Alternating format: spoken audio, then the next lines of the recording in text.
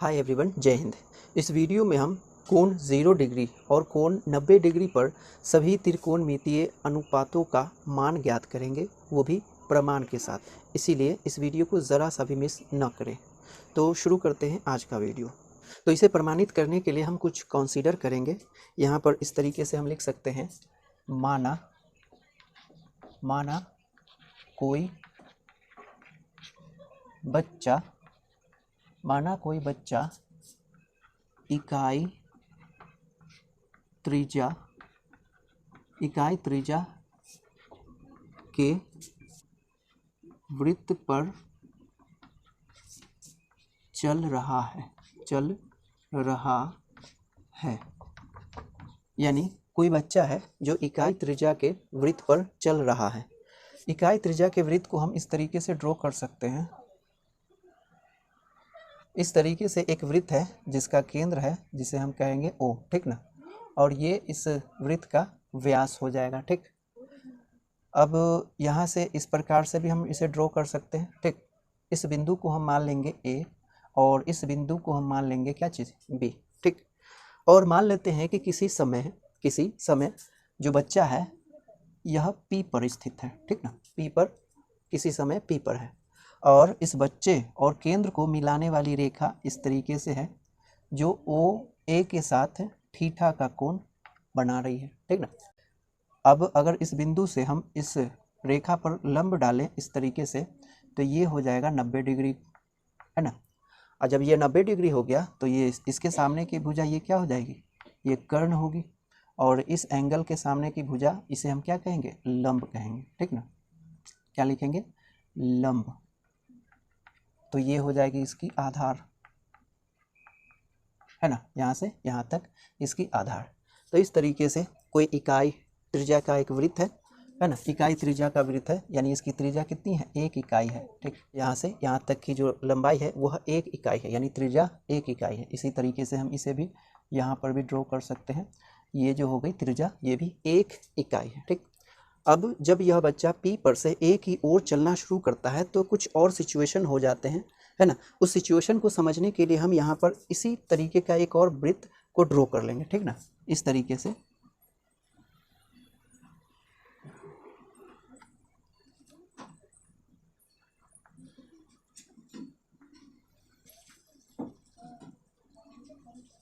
से हम एक वृत्त ड्रॉ कर लेंगे। ये O हो गया, ये A हो गया, ये B हो गया और ये हो गया P जिस पर बच्चा स्थित है ना। और ये हो गया थीटा, ये हो गया लंब, ये हो गया आधार और ये कर्ण, ठीक ना। इस तरीके से इसी वृत्त को हम दोबारा ड्रॉ कर लेंगे, ठीक ना। तो जब बच्चा P पर से A की ओर बढ़ना शुरू करता है, यानी चलना शुरू करता है, तो ये यहाँ पहुँचेगा, फिर यहाँ पहुँचेगा, फिर यहाँ पहुँचेगा, है ना। तो जैसे जैसे यह बच्चा A की ओर बढ़ना शुरू करता है तो इसके जो एंगल है, ये जो थीटा एंगल है, वो घटते जाता है, घटते जाता है, घटते जाता है, घटते जाता है ना। साथ ही ये जो लंब है, ये लंब, इसकी ऊंचाई भी घटते जाती है, घटते जाती है, घटते जाती है। इसके विपरीत अगर हम बात करें, जब यही बच्चा P पर से B की ओर चलना शुरू करता है इस तरीके से, तो इस थीटा का जो मान है, इस एंगल का जो मान है अभी, वो क्या होगा, बढ़ते जाएगा, बढ़ते जाएगा, बढ़ते जाएगा, बढ़ते जाएगा, है ना। और साथ ही ये जो लंब है उसकी ऊंचाई भी बढ़ते जाएगी, बढ़ते जाएगी, बढ़ते जाएगी और बढ़ते जाएगी, ठीक। इस तरीके से हम देख सकते हैं। तो यहाँ पर हमारे पास 2 सिचुएशन उत्पन्न हो जाते हैं, यानी 2 स्थिति उत्पन्न हो जाती है ना। लिखेंगे पहली स्थिति, इसे हम सेपरेट कर लेते हैं और यहाँ पर लिखेंगे क्या चीज़, पहली स्थिति। पहली स्थिति का मतलब है जब यह बच्चा चलते चलते A पर पहुंच जाता है ना, जब बच्चा A पर स्थित हो तो क्या होगा, जब यह बच्चा A पर स्थित हो, यानी चलते चलते चलते A पर स्थित हो, तो इस एंगल का मान घटते घटते घटते घटते A पर जैसे ही पहुंचेगा, इस एंगल का मान क्या हो जाएगा, 0 हो जाएगा। यानी यानी थीटा का मान क्या हो जाएगा, 0 डिग्री हो जाएगा, ठीक ना। और साथ ही इस लंब की जो ऊंचाई है, लंब वो भी घटते घटते घटते क्या हो जाएगी, 0। इसीलिए लिख सकते हैं क्या चीज़, लंब कितना, लंब कितना, वो 0 इकाई हो जाएगी, ठीक। और साथ ही इस कर्ण की अगर हम बात करें तो ये कर्ण धीरे धीरे धीरे धीरे आकर के आधार से इस प्रकार से मिल जाएगी, और आधार का मान है ना बढ़ते बढ़ते इसके त्रिज्या के बराबर, यानी कर्ण और आधार दोनों आपस में बराबर हो जाएंगे। कर्ण कितना है, यहाँ से यहाँ तक, क्योंकि त्रिज्या के बराबर है, त्रिज्या है 1 इकाई, इसलिए कर्ण भी 1 इकाई हो जाएगी, है ना। इसीलिए जब ये बच्चा यहाँ पे पहुँच जाएगा तो यही कर्ण यहाँ हो जाएगा, आधार यानी OA के बराबर हो जाएगा, ठीक ना, OA के बराबर हो जाएगा। इसीलिए और हम लिख सकते हैं कि आधार बराबर हो लेगा कितना के, कर्ण के बराबर हो लेगा। और कर्ण यहाँ कितनी है, कर्ण है 1 इकाई, क्योंकि कर्ण यहाँ पर त्रिज्या के बराबर है, इसलिए क्या होगा 1 इकाई, ठीक ना, 1 इकाई के बराबर हो जाएगा, ठीक। अब हम इस डेटा के आधार पर सभी त्रिकोणमितीय अनुपातों का मान ज्ञात करेंगे। लिखेंगे अतः साइन 0 डिग्री, कितना लिखेंगे, पहला साइन 0 डिग्री। साइन जो होता है लंब और कर्ण का अनुपात होता है, तो लिखेंगे लंब बटे कर्ण, ठीक ना। तो यहाँ पर लंब कितना है, साइन 0 पर लंब कितना हो जाएगा 0, तो लिखेंगे 0, ठीक, बटे कर्ण कितना है 1 इकाई के बराबर, तो लिखेंगे 1, इसीलिए ये कितना रिजल्ट होगा 0, ठीक। इसीलिए साइन 0 बराबर कितना मिलेगा 0। इसके अलावा क्या है, कॉस 0 डिग्री, और कॉस होता है आधार और कर्ण का अनुपात, तो लिखेंगे आधार बटे कर्ण, है ना। यहाँ पर आधार कितना है, आधार और कर्ण दोनों एक ही है, ठीक ना, तो आधार भी 1 और कर्ण भी 1। अब इसका रिजल्ट कितना होगा 1, है ना। इसलिए कॉस 0 बराबर कितना वैल्यू मिलेगा 1। अब अगला त्रिकोणमितीय अनुपात है tan, तो tan 0 डिग्री के लिए लिखेंगे क्या चीज़, चूँकि tan लंब और आधार का अनुपात होता है, तो लिखेंगे लंब बटे आधार, है ना। लंब यहाँ पर कितना है 0 डिग्री, तो लिखेंगे 0, और आधार कितना है 1, तो 1। इसका रिजल्ट हो जाएगा कितना, रिजल्ट हो जाएगा 0। तो tan 0 डिग्री बराबर कितना 0। इसी प्रकार से है कॉट है कॉट 0 डिग्री, ठीक ना। कॉट जो होता है वो आधार और लंब का अनुपात होता है, तो लिखेंगे आधार बटे लंब, आधार बटे लंब। यहाँ पर आधार कितना मिल रहा है 1 इकाई, है ना, तो 1 लिखेंगे, और लंब कितना है 0, तो 1 बटे 0, है ना, यानी 1 में 0 से भाग देंगे तो कभी भी भाग पूरा होगा नहीं, इसीलिए हम इसे क्या कहते हैं, अपरिभाषित करते हैं, और इसे हम संकेत के द्वारा लिखते हैं इस प्रकार से, उल्टा यानी सोया हुआ r, ठीक ना। इसे हम कहते हैं इन्फिनिटी, क्या कहते हैं, इन्फिनिटी, या फिर इसे अपरिभाषित समझते हैं, ठीक ना। तो कॉट 0 डिग्री का मान क्या हो जाएगा, अपरिभाषित होगा, यानी इसका मान परिभाषित नहीं किया जा सकता। 1 बटे 0 का कोई भी वैल्यू परिभाषित नहीं होता है, इसीलिए कॉट 0 का वैल्यू कितना हो जाएगा, अपरिभाषित, ठीक। इसके अलावा अगला है कॉसेक 0 डिग्री। कॉसेक 0 डिग्री का वैल्यू, क्योंकि कॉसेक जो होता है कर्ण और लंब का अनुपात होता है ना, तो लिखेंगे कर्ण, पहले लिखेंगे कर्ण, फिर बट्टे में कितना, बट्टे में कितना लिखना है, बट्टे में लिखना है लंब, ठीक है, कर्ण बट्टे लंब। यहाँ कर्ण कितना है 1 इकाई के बराबर, है ना, और लंब है 0, ठीक ना। तो यहाँ भी देख रहे हैं 1 बटे 0, ये भी अपरिभाषित हो जाएगी, है ना, अपरिभाषित यानी इन्फिनिटी, इस प्रकार से लिखेंगे। अब अगला त्रिकोणमितीय अनुपात क्या है, sine cos tan cot sec cosec, हाँ सेक है, तो लिखेंगे क्या चीज़, सेक 0 डिग्री। और सेक जो होता है वो होता है आधार और कर्ण और आधार का अनुपात, तो लिखेंगे कर्ण और बट्टे आधार, कर्ण बट्टे आधार। यहाँ कर्ण कितना है 1 इकाई, तो लिखेंगे 1, और आधार कितना है वो भी कर्ण के बराबर है, यानी 1 इकाई होगा, तो 1 इकाई, तो इसका रिजल्ट हो जाएगा 1, ठीक। तो सेक 0 डिग्री के बराबर कितना हो गया 1, ठीक। तो इस तरीके से हम याद रखेंगे, साइन 0 डिग्री बराबर 0, कॉस 0 डिग्री बराबर 1, टेन 0 डिग्री बराबर 0, कॉट 0 डिग्री बराबर अपरिभाषित। इसे हम कहेंगे क्या चीज़, अपरिभाषित, अपरिभाषित, ठीक ना, अपरिभाषित कहेंगे। इसी प्रकार कौशिक 0 डिग्री भी अपरिभाषित होगा, लिखेंगे अपरिभाषित, है ना। अपरिभाषित का मतलब होता है जिसका वैल्यू सर्टेन नहीं है ना। अब 1 में 0 से भाग देंगे तो भागफल कितना होगा यह निश्चित नहीं कर सकते, इसीलिए इसे अपरिभाषित कहते हैं और इसे इस संकेत के द्वारा व्यक्त करते हैं, ठीक ना। कौशिक 0 डिग्री का मान अपरिभाषित हो जाएगा, फिर सेक 0 डिग्री का मान 1 हो जाएगा, ठीक। तो आप फिलहाल इतना नोट करें। अब पहली स्थिति को समझने के बाद अब हम दूसरी स्थिति को समझेंगे, जब बच्चा क्या करता है कि P से चलते चलते वह B पर पहुंच जाता है, ठीक ना। जब वह बच्चा P पर से चलते चलते B पर पहुंच जाता है तो इस दौरान क्या होता है कि इस एंगल यानी थीटा का मान, इस थीटा का मान बढ़ते जाता है, बढ़ते जाता है, बढ़ते जाता है ना।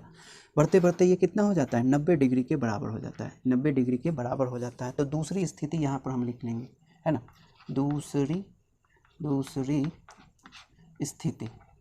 दूसरी स्थिति को हम ऐसे लिखेंगे यहाँ पर। दूसरी स्थिति में क्या होता है, जब बच्चा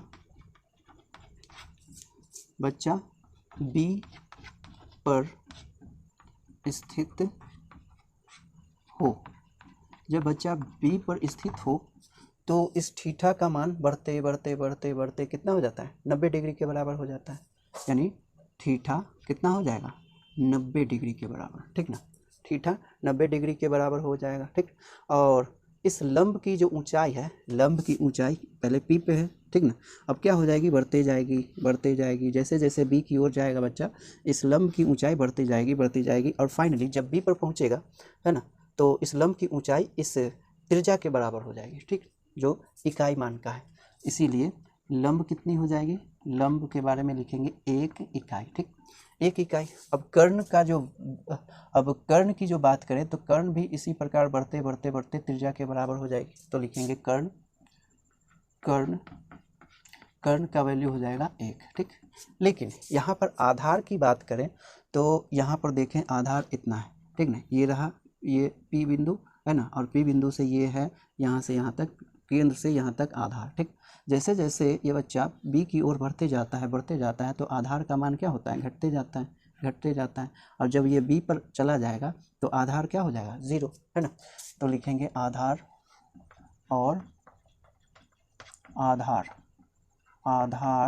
कितना, 0 इकाई हो जाएगा, ठीक। तो इस डेटा के आधार पर अब हम सभी त्रिकोणमितीय अनुपातों का मान लिखेंगे, है ना। अतः सबसे पहला है साइन 90 डिग्री, है ना, इस एंगल के आधार पर लिखना है जो कि है 90 डिग्री के बराबर। तो साइन 90 डिग्री का मान निकालना है। तो साइन क्या होता है, लंब और कर्ण का अनुपात, लिखेंगे लंब और बटे कर्ण, ठीक ना। तो लंब यहाँ पर कितना है, अब इस सिचुएशन में लंब हो गई 1 इकाई, तो लिखेंगे 1 और कर्ण ये भी 1 इकाई, तो रिजल्ट हो गया 1, ठीक ना। फिर अगला अनुपात है कॉस, तो कॉस 90 डिग्री के लिए लिखेंगे जो अनुपात होता है वो आधार और कर्ण का, तो लिखेंगे आधार और बटे कर्ण। आधार यहाँ कितना है, 0 इकाई, है ना, आधार 0 इकाई और कर्ण 1 इकाई, इसका रिजल्ट क्या हो जाएगा, 0, ठीक ना।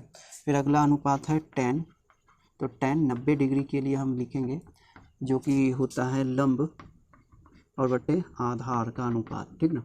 लंब और आधार का अनुपात, यहाँ लंब कितना है, लंब यहाँ पर देखें लंब 1 है यानी 1 इकाई, तो लिखेंगे 1, ठीक, और आधार यहाँ 0 हो गया, है ना। तो फिर वही सिचुएशन आ गई अपरिभाषित का, तो क्या लिखेंगे अपरिभाषित, यानी इस तरीके से